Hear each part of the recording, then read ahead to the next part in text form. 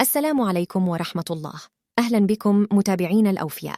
في هذا الفيديو سوف نعرض عليكم ترتيب المنتخبات للشهر القادم المنتخب الوطني الجزائري، وهذا بعد التعادل أمام تنزانيا والفوز أمام السنغال.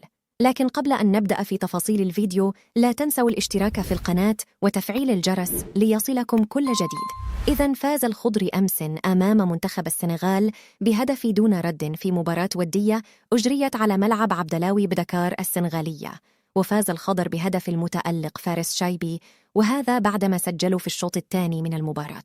وشهدت فترة التوقف الدولي لشهر سبتمبر تعادل المنتخب الوطني الجزائري أمام منتخب تنزانيا في مباراة رسمية، وفوز الخضر على أسود التيرانجا في المباراة الودية الثانية.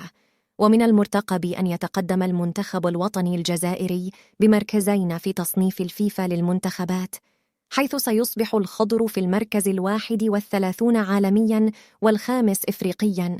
وفي الأخير، إذا أعجبكم الفيديو لا تنسوا الاشتراك في القناة وتفعيل الجرس ليصلكم كل جديد.